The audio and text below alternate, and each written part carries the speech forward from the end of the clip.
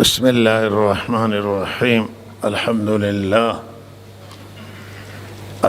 لله وسلام على عباده الذين اصطفى. اما بعد، از سخنان زیبا و نصایح بسیار ارزشمند جناب مفتی حفظه الله تعالی همه ما استفاده کردیم.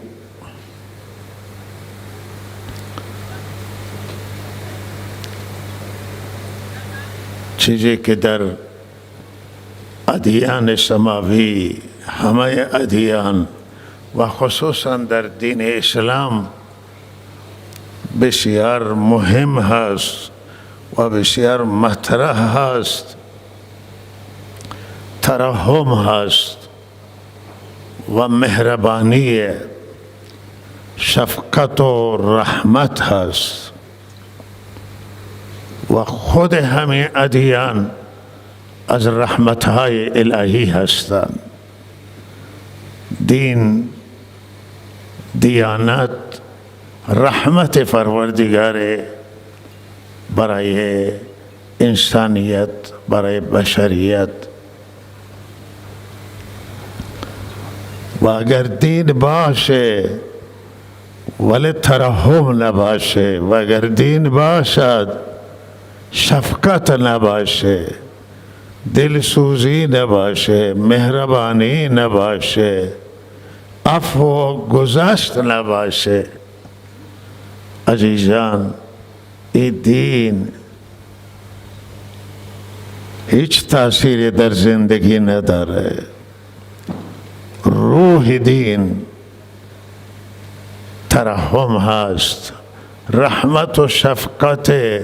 روح دین اخلاص وللهیت، اخلاص بندگی برای الله تعالی، خالص الله را بندگی کردن، توکل و اعتماد کردن بر ذات یگانه پروردگار از آموزه های مهم دین، از آموزه های محوری دین صداقت هست، راستگویی است، یک رنگی است، امانتداری. از صفات مهم دینان و از اخلاقهای بلندند که در همه فرهنگ ها مورد تاکیدند و در فرهنگ اسلامی، آموزه های اسلامی شدیداً مورد تاکیدند. مرد بسیار خیال میکنند که دین نماز هست، دین روزه، دین حج، درست اینا دینند، ولی اگر نماز باشه و ترحم نباشه چیزی نیست، و اگر حج باشه صداقت نباشه، امانتداری نباشه، مهربانی نباشه، اینها از اخلاقهای بلندند که دین اسلام به آنها تاکید کرده است. همه ادیان، همه پیامبران به این مسائل تاکید کرده. و تنها این که ما نام دین را بگیریم و خودمون را دیندار حساب بکنیم، این دین نیست عزیزان من. دین که می آید، همه این مسائل می آیند در زندگی انسان. وجود انسان مایه خیر برای جهانیان میشه، مایه رحمت برای جهانیان میشه.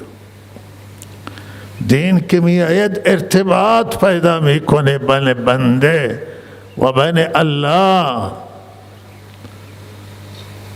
محبت پیدا میشه بین بنده و بین الله، و محبت پیدا میشه به خلق خدا، ترحم پیدا میشه به خلق خدا.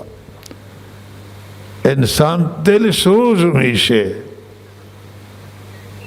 قساوت قلبی و سخت دلی و بیرحمی مروت نباشه، انسانیت نباشه، علامات یعنی که دین نیست در زندگی انسان.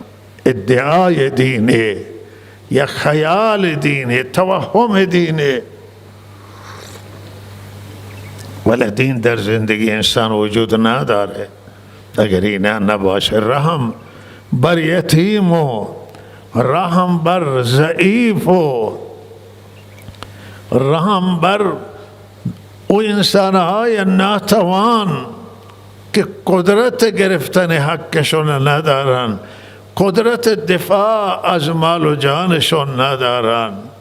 او انسانی که توهی دستش خالیه، مریضه، معلوله، بی سرپرسته، ترحم بر انسان ها، رحم و شفقت بر انسان ها دینه. زندگی رحمت للعالمین، کسی که اللہ تعالی او را برای همه عالمیان رحمت قرار داد. همه عالمیان یعنی برای جن و انس، برای همه زنده ها، برای همه موجودات مایه رحم بودن. رحمت الهی برای کل جهان بودن، نه برای مسلمانان بلکه برای تمام انسانهای مسلمان و غیر مسلمان. برای همه انسانیت و بشریت وجودشون رحمت بود. برای جنها و انسانها، برای ملائکه رحمت بودن. الله تعالی نگاه و نظر الله بسیار بلنده. الله به یک کشر نگاه نمی کنه، همه را زیر چتر رحمت خودش قرار داده است. برای همه برف و باران نازل می کنه، به همه روزی می دهد، به همه شفقت داره، به همه ترحم داره. گناه ها را نادیده می گیره، مهلت می دهد الله تعالی گناهگار را. ظالم حتی مهلت می دهد که توبه بکنه، برگرده به الله. الله کریمه، الله رحیمه، مهربانه و دوست داره که بندگان هم به اخلاق الله تعالی تأسیب جویند و مانند خدا عمل کنند. تخلقوا به اخلاق الله همین است. به همه کرم، به همه رحم، به همه با گذشت رفتار بشه، عفو باشه، گذشت باشه.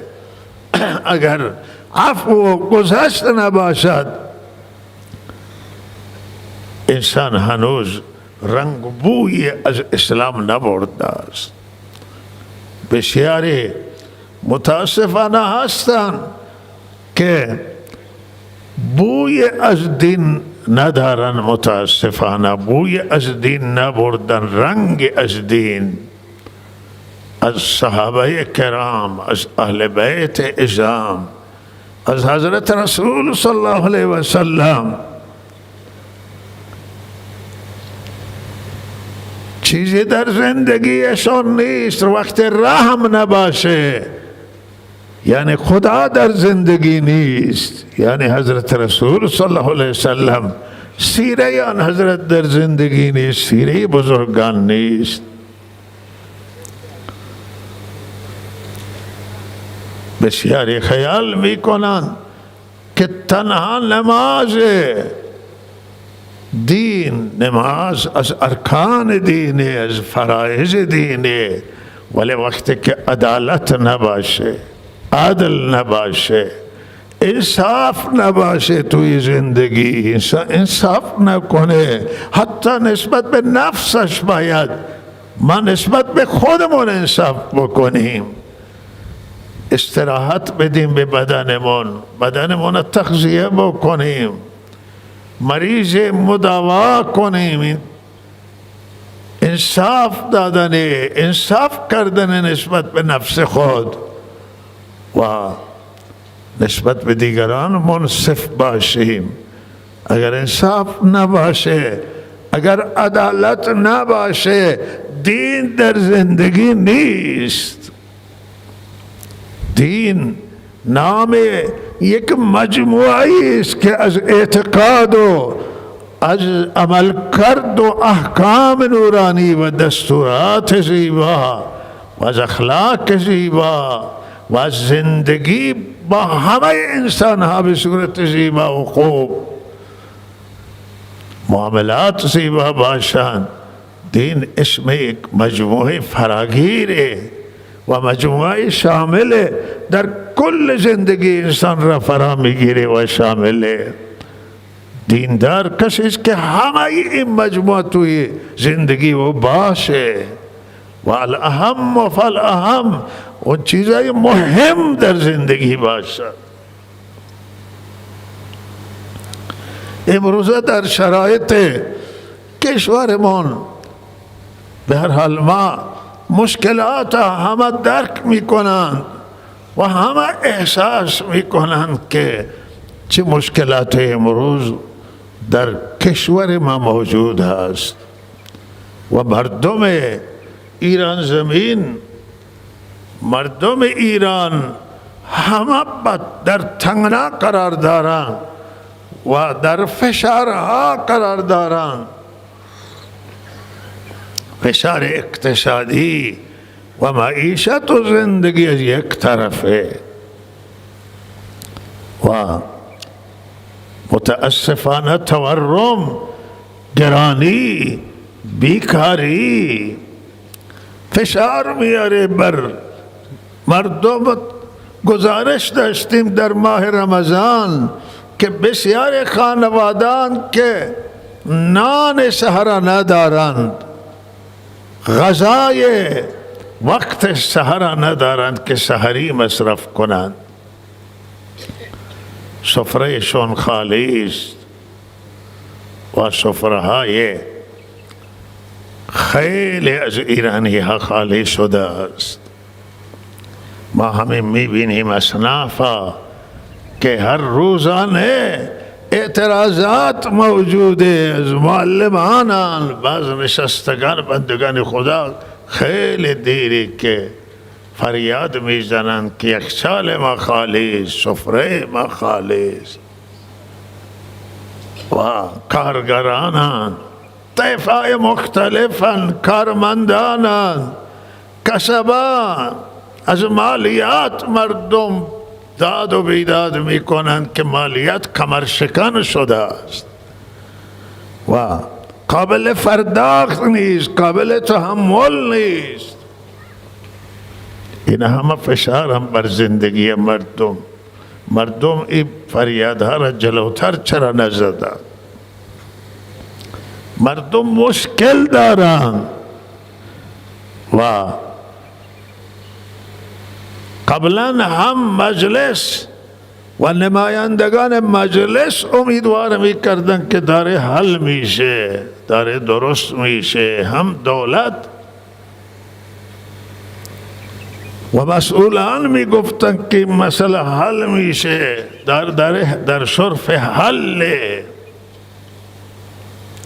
ولی حالا معلوم میشه که نه، هم از دست نمایندگان چیز سخت نیست، هم از مسئولان.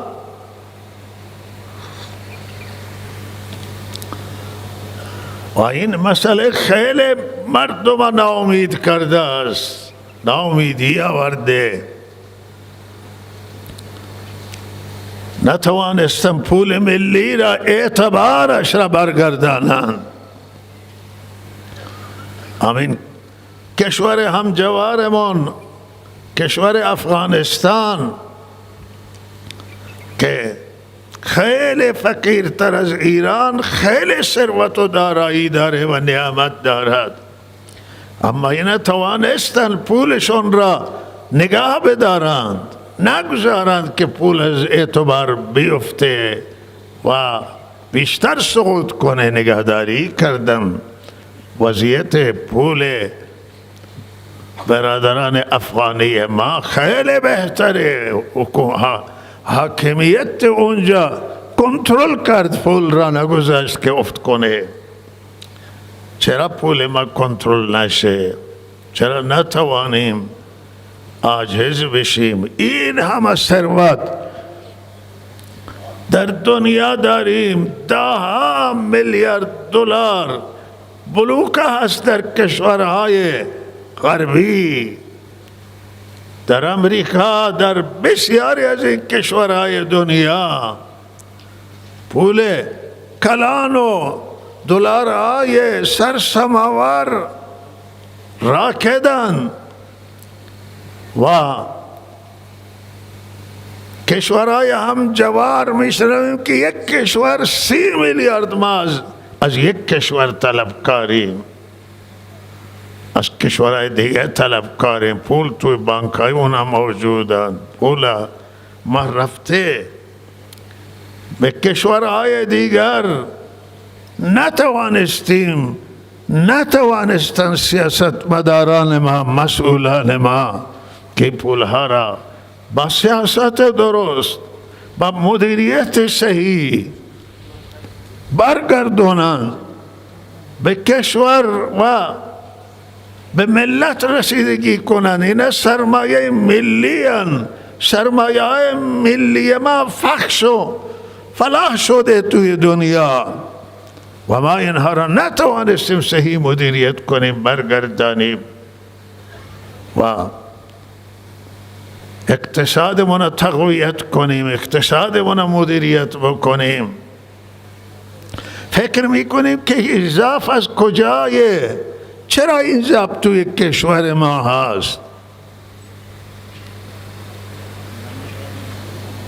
به این نتیجه سروران گرامی میرسیم که این نتیجه، این مشکل جای دیگه هست، مشکل یک جای دیگره و اینه که این روند انتخابات که تا حالا در جمهوری اسلامی سیرش را طی کرده است، این نحوه انتخابات در واقع من قبلا یک جمعه عرض کردم که متاسفانه انتخابات به معنی صحیح و درست نیست.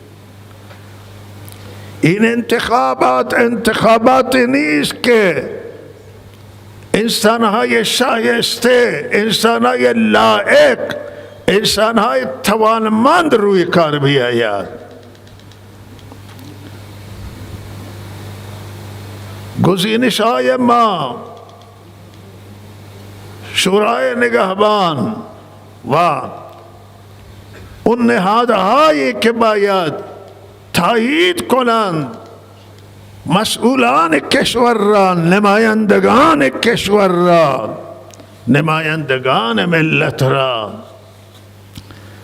چنان سختی کردند که هیچ انسان شایسته و توانمند جرأت نکنه که ریسک بکنه وارد صحنه بشه و آدم توانمند نتوانسته که بیاید به ریاست کشور برسه، در مدیریت کشور سهم بگیره. در نمایندگی المجلس ما همین توی استان خودمون میبینیم که افراد را که به عنوان ناظر تعیین میکنن که اینجا نمایندگان تایید میکنن. به نظر ما باید اینها را کسی باشه، اینها را اگر کسی تایید بکنه از اینها هیچ کسی بیرون نمیآید. افراد ضعیف، افراد ناتوان میارن به عنوان ناظر، به عنوان نمایندگان شورای نگهبان. همشاریان ما هستند، اهانت نشه، آدمان خوب ولی آدمان ناتوان، محدودیت فکری دارند. اینها با افراد توانمند موافق نیستن. اینا به جرأت میتونم بگم. بالاخره افراد توانمند همه قل و کم میشن و افراد ضعیف میره و آخر تاییدیه میگیرن و میگن که ما را تایید کرده. خیلی سختیه، این نتیجه ای سختی است. آقا جواب نداده، این روند جواب نداده، این خیزشای اخیر و اعتراضات و فریاد مردم، داد و بیداد مردم، نتیجه این روند انتخابات، نحوه انتخابات در ایران، در کشور ما نحوه انتخابات نحوه درست نیست.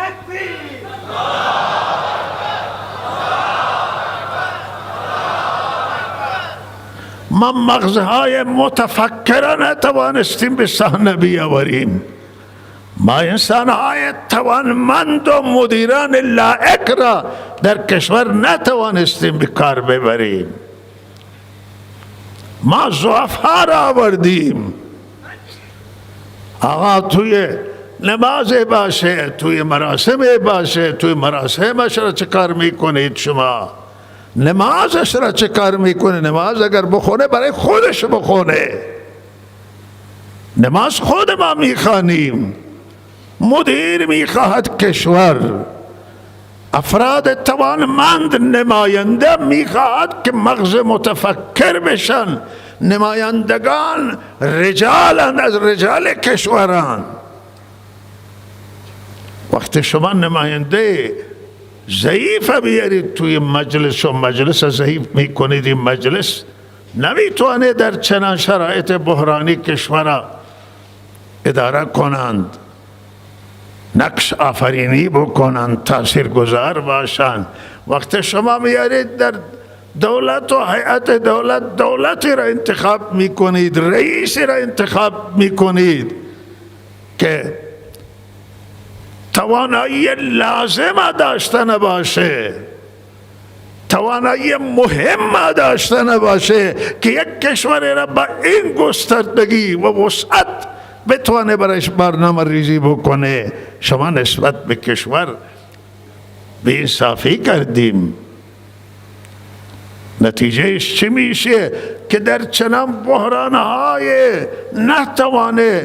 نتوانند کشور را صحیح اداره بکنند.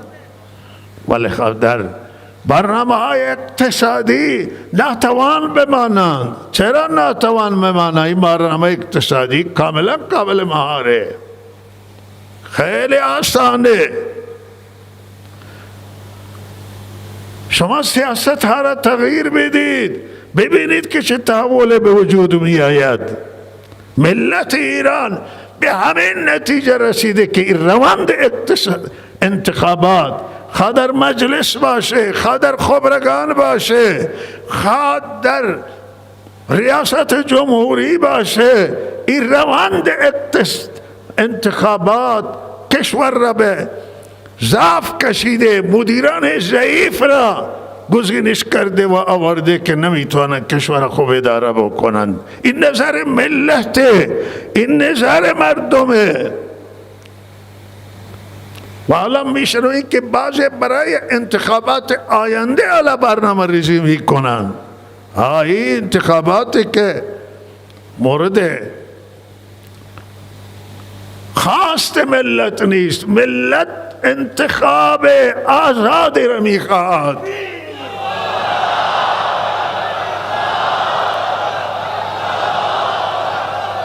ملت میخواد کسانی را انتخاب بکنه که مدیر باشند، انسانهای توانمند باشند، انسانهای مقتدر باشند، قدرت داشته باشند، اختیارات داشته باشند، اختیارات تصمیم گیری داشته باشند،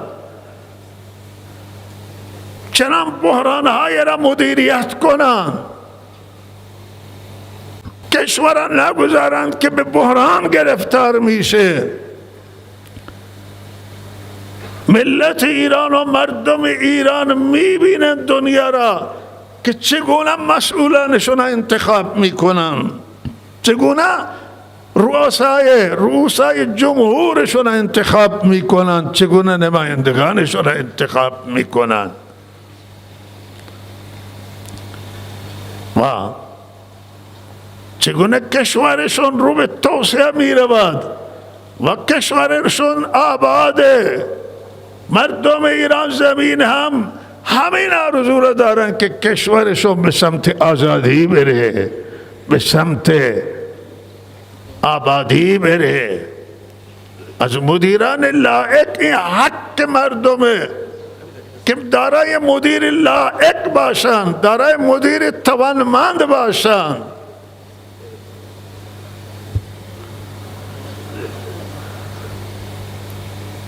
اگر مدیران ما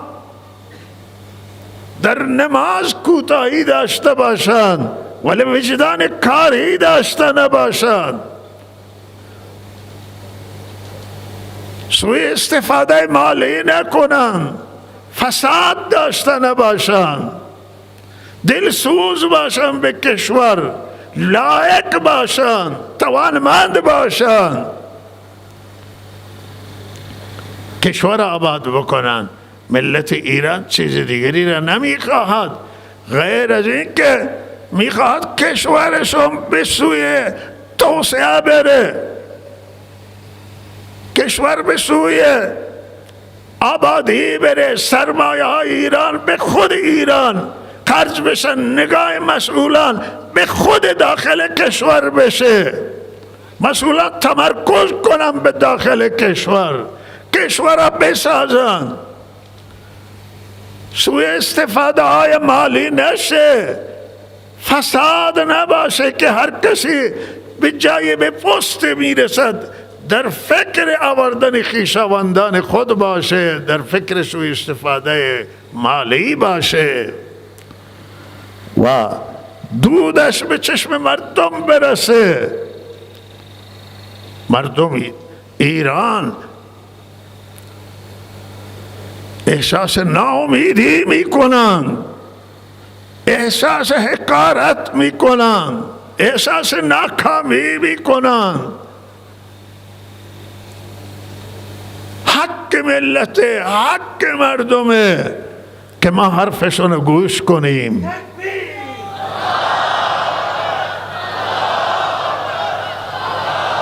ما به صحبت مردم توجه کنیم، به خواسته به حق مردم تن بدیم.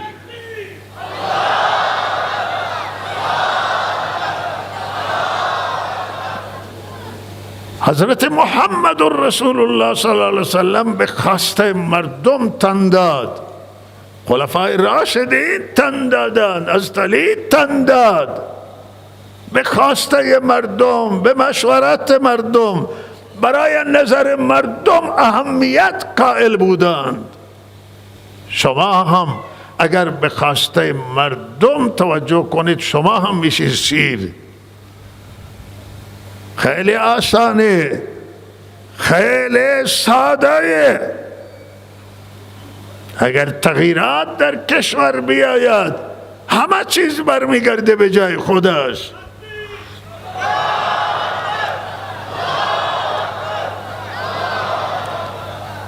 دلارتون از 50 میلیون یا 53 میلیون 1000 دلار برمیگرده پایین، خیلی پایین. ما میگیم که آقا 30,000 $1 غیر قابل قبوله، 20,000 هم غیر قابل قبوله. چرا دلار 20,000 بشه $1؟ دلار چرا 1000 دلار 1000 تومان $1 نشه؟ چرا 1 میلیون ما $1,000 نشود؟ خیلی آسانه این. حرف مردم توجه بشه، به حرف مردم گوش کنید، به خواسته ملت توجه کنید.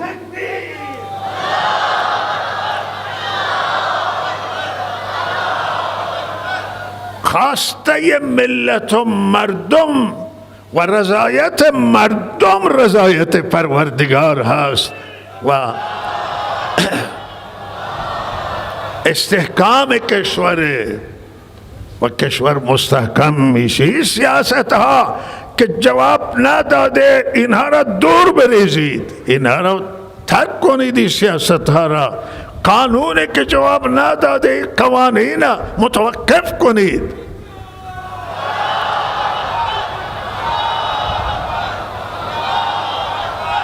مردم ایران صاحب اندیشان، مردم ایران صاحب نظران. نباید جمود باشه به یک چیزی که در 44 سال قبل تصویب شده به همون بچسبیم.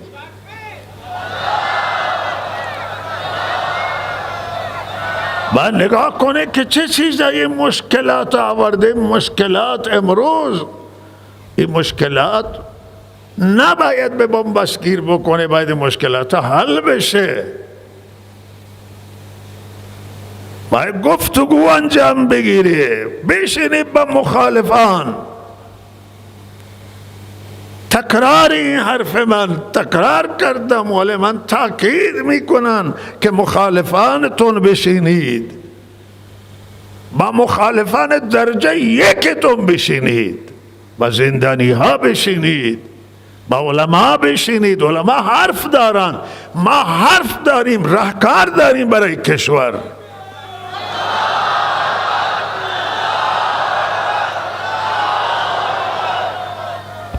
دانشگاهیان حرف دارن،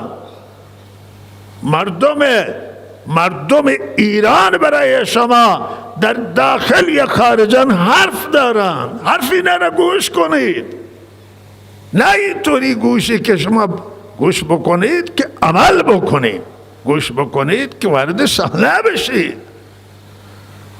این وحدت ملی ما را فراهم میکنه، امنیت ملی ما را فراهم میکنه، کشور ما را حفاظت میکنه از هرج و مرج و مشکلات و از تنش‌های بیشتر، از نقصان بیشتر. چقدر کشته دادیم و این همه مردم ایران بودن، چقدر انسان ها چشمشون کور شده، چشم از دست دادن، چقدر مفلوج شدن، چقدر توی زندان هستن. اینها همه مردم ایرانند، همه برای همه ما باید احترام داشته باشند، حرمت داشته باشند. از یک کشوریم و همه ما منافعمون مشترک هست. همه ما نسبت به یک دیگه باید دلسوز و مهربان باشیم و بشینیم و رای حل بیاوریم. همینطور که در بسیاری کشورها انتخابات جریان داره، دیندار هم می آید و کسی که بیدینی هم می آید توی صحنه. اگر به دین را قبول نداره ولی کشور را قبول داره، منافع را قبول داره، پایبندی داره. مردم ایران هم می خواهند که مدیر لایقی داشته باشه. حالا این اهل نماز باشه یا نباشه، من که اعتقادم آنه که در این کشور کسانی که حتی مسلمان هم نباشه و ما روی انسانیت فکر کنیم. قرآن روی انسانیت به ما خط داده. اگر یک کسی که دین هم نداره بتونه کشور بسازه، بتونه شهردار زاهدان باشه و شهر زاهدان آباد بکنه، ما کسی را میخواییم که شهر آباد بکنه. در کشور کسی را میخواییم که کشور را بسازه، مردم سیر بشن، مردم آباد بشن، مشکلات مردم حل بشه. و خواسته این مردم همینه. الله تعالی توفیق عنایت کنه که ما به جای آنکه الان او تجربیات گذشته را میخواییم الان تجربه بکنیم و در حالا مجلس هم داریم، دولت هم داریم، در فکر آینده باشیم که دیگه مجلس انتخاب بکنیم. او مجلس بشه همین ده. نه، ما ببینیم که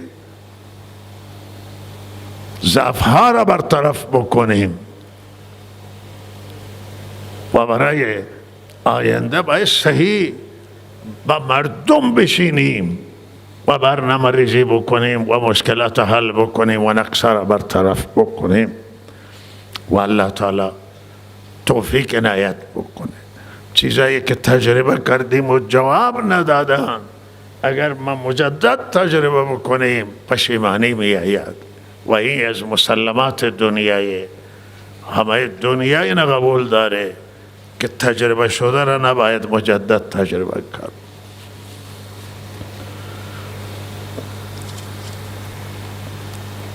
رئیس سازمان قضایی نیروهای مسلح کشور تشریف آوردن در زاهدان و به هر حال در رابطه با اون جریان جمعه خونین، رسیدگی به مسائل جریان جمعه خونین و مصاحبه‌ای که کردن، در مصاحبهشون فرمودن که ما کسانی که تخلف کردند و مردم به گلوله بستند و مردم به قتل رسوندند یا مجروح کردند، ما مجرمان مجازات میکنیم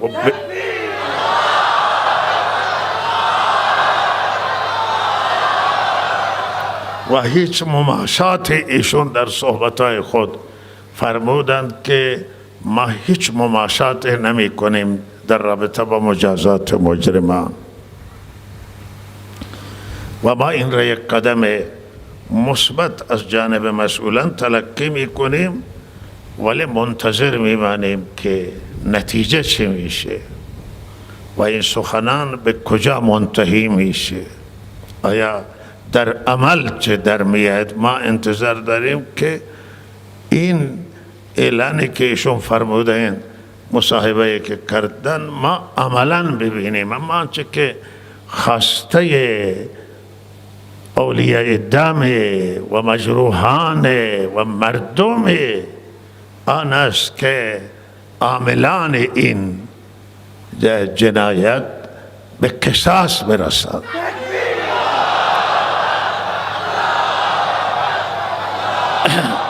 مردم زمان دلشون تسلی میشه که همانطور که کسی یک مامور دولتی را به قتل برساند، یک بسیجی را، یک مامور نیروی انتظامی، یک نظامی را چگونه او را قصاص میکنن مسئولان، کسی که مردم میکشد هم به قصاص برسد.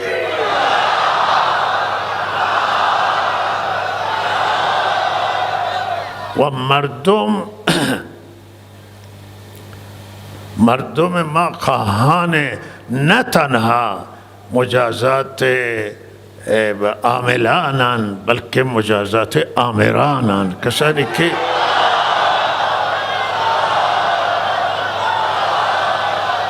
کسانی که این دستور داده به ماموران که این مردم بزنند بدون هیچ گناه، بدون هیچ توجیه، کمترین توجیه نیست، لحظه آمران هم باید به مجازات برسند.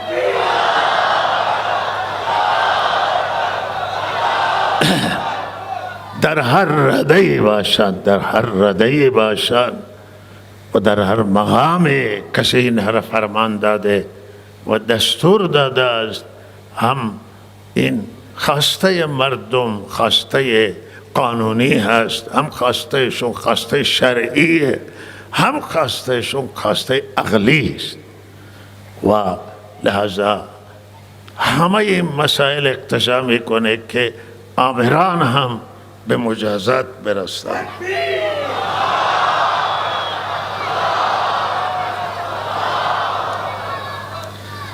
به طور کلی من خلاصه بکنم عرایزم را که به هر حال همه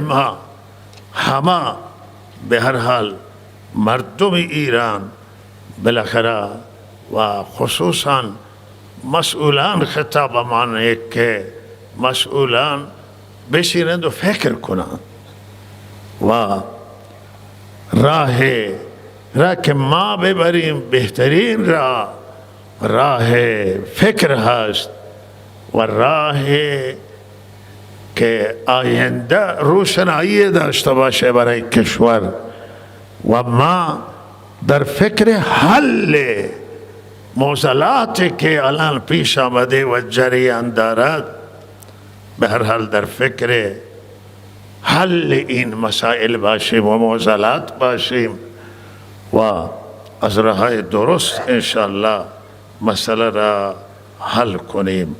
الله تعالی توفیق عنایت بکنه. دعا هم بکنید که خدای عزوجل روشنایی بیاره و تاریکی ها را از کشور ما برداره و ما روز روشنی را ببینیم که به هر حال همه چیز درست اداره میشه توی کشور ما و کشور ما در یک مسیر صحیح و مسیر درسته و قابل قبول حرکت میکنه. و صلی الله علی سیدنا محمد.